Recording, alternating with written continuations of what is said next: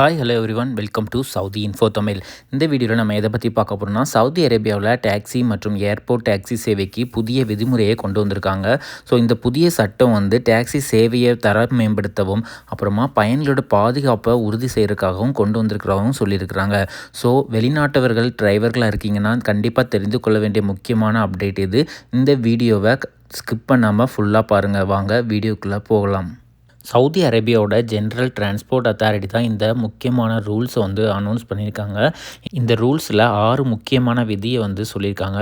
1 operating card, 2வது driver card, 3வது scope of work, இதுக்கு எப்படி வேலை பண்ணணும், 4வது டிரைவரோட டியூட்டிஸ் என்ன, 5வது என்னெல்லாம் ப்ரோஹிப்டட், என்னெல்லாம் தடை செய்யப்பட்டிருக்கு அப்படிங்கிறது, 6வது டிரைவர் எப்போல்லாம் நம்ம ட்ரிப்பை ரிஃப்யூஸ் பண்ணலாம் அப்படிங்கிறத டீட்டெயிலாக எலாபரேட்டாக எக்ஸ்பிளைன் பண்ணியிருக்காங்க. ஸோ இதை பற்றி தான் இந்த வீடியோவில் ஃபுல்லாக பார்க்க போகிறோம். First one operating card. Operating card இல்லாமல் டாக்ஸி ஓட்டக்கூடாது அப்படின்னு சொல்லியிருக்காங்க.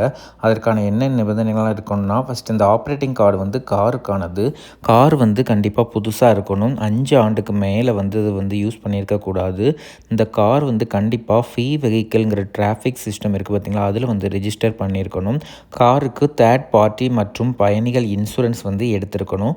இந்த கார்டு ஆப்ரேட்டிங் கார்டோட வேலிடிட்டி 1 இயர் இருக்கும். கார்டு எக்ஸ்பைரி ஆகிடுச்சுன்னா 30 நாட்களுக்கு முன்னாலேயே நம்ம ரெனியூ பண்ணலாம். அப்படி இல்லைன்னா 90 டேஸ் கிரேஸ் பீரியட் இருக்கும். அப்படி நம்ம ரெனியூ செய்யலைன்னா இந்த கார்டு கேன்சல் ஆயிரும்.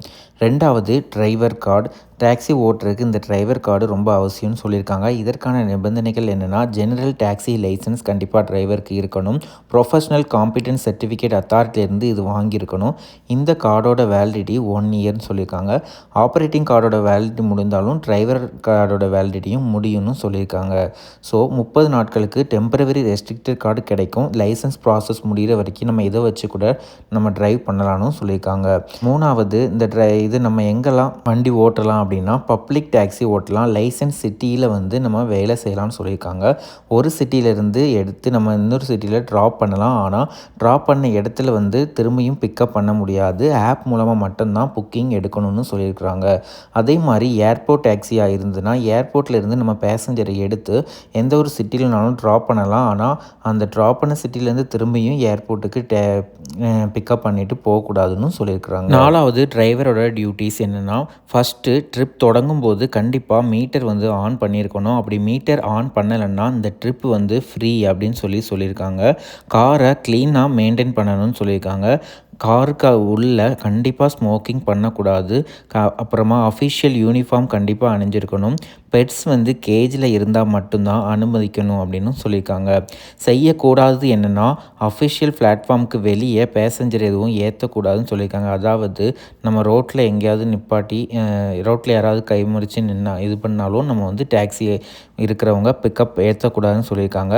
ஒரே ட்ரிப்பில் வேறு ஒரு பேசஞ்சரை ரெக்யூஸ்ட் மிக்ஸும் செய்யக்கூடாது அப்படின்னு சொல்லியிருக்கிறாங்க. 6வது டிரைவர்ஸ் எதுக்கெல்லாம் சேவையை மறுக்கலாம் அப்படின்னா, பேசஞ்சர் ஸ்மோக் பண்ணுறாங்க அப்படி இல்லைன்னா ஏதாவது சாப்பிட்றாங்க அப்படின்னா ரெஃப்யூஸ் பண்ணலாம். சீட்டை அதிகமான பேசஞ்சர் ஏறுறாங்க அப்படின்னா கண்டிப்பாக அந்த ட்ரிப்பை அவங்க கேன்சல் பண்ணலாம். சீட் பெல்ட் போட மாட்டோம் அப்படின்னு சொல்லி பிரச்சனை பண்ணாங்கன்னா டிரைவர்ஸ் இந்த ட்ரிப்பை கேன்சல் பண்ணலாம். இல்லைனா பேசஞ்சர் அக்ரெசிவாக பிஹேவ் பண்ணாங்க, இல்லைனா ட்ரக் யூஸ் பண்ணியிருக்காங்க அப்படின்னா இந்த ட்ரிப்பை கேன்சல் பண்ணலாம். டெஸ்டினேஷன் சொல்லாமல் இருக்கிறது, அப்புறம் கார் பார்ட்ஸ் ஏதாவது டேம்பர் பண்ணுறது, பப்ளிக் மாரலில் கெடுக்கிற மாதிரி ஏதாவது நடந்துக்கிறது, இல்லீகல் ஆக்டிவிட்டி, ஏதாவது த்ரெட்னிங் பண்ணுறாங்க, இல்லை எந்த ஒரு சேஃப்டி இஷ்யூ வந்தாலுமே ட்ரிப்பை கேன்சல் பண்ணிக்கலாம்னு சொல்லியிருக்காங்க.